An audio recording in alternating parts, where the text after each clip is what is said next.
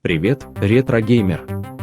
Это история создания одной из самых популярных игровых консолей в мире – Super Nintendo Entertainment System, или SNES, как ее обычно называют. Создание SNES началось в 1988 году, когда компания Nintendo решила создать новую игровую консоль, чтобы конкурировать с Sega Genesis. Проект возглавил Масаюки Уэмура, главный инженер Nintendo и один из создателей Famicom, японской версии NES. SNES была разработана с использованием чипа SuperFX, который позволял эмулировать 3D-графику и другие эффекты, которые не были возможны на других консолях того времени. Это было достижение, которое сделало SNES одной из самых технологически продвинутых консолей своего времени. Одним из ключевых преимуществ SNES была ее библиотека игр, которая включала многие из лучших игр, созданных для NES, а также новые игры, разработанные специально для SNES. Некоторые из них — это Legend of Zelda, Super Mario World, Donkey Kong Country и Star Fox. SNES также была первой консолью, которая использовала технологию Mod 7, позволявшей игрокам видеть игровой мир в трехмерном виде. Это было достижение, которое сделало SNES уникальной среди других игровых консолей.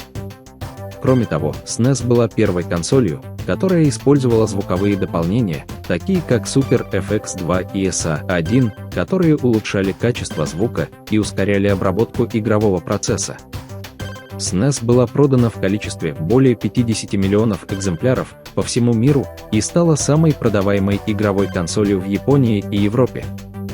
Она также помогла Nintendo стать одним из крупнейших производителей видеоигр в мире. В целом, SNES была революционной игровой консолью, которая повлияла на развитие индустрии видеоигр и позволила многим людям в разных уголках мира наслаждаться игрой на ней. Ее технологические инновации, широкий выбор игр и уникальный стиль привлекали игроков на протяжении многих лет. К сожалению, в конце 90-х годов SNES начала уступать конкурентам, таким как PlayStation и Sega Saturn. Несмотря на это, многие люди продолжали играть на SNES, и ее популярность не уменьшалась.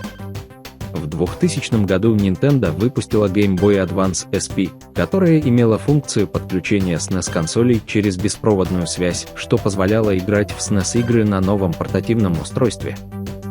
В 2017 году Nintendo выпустила SNES Classic Edition, отдельное устройство, включающее в себя несколько десятков игр для SNES, которые можно сыграть на современных телевизорах.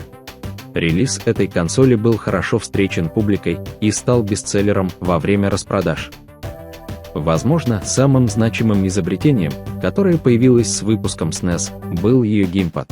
Он имел революционный дизайн и включал в себя новые элементы управления, которых не было у предыдущих консолей. Одно из самых заметных новшеств геймпада SNES были его боковые кнопки.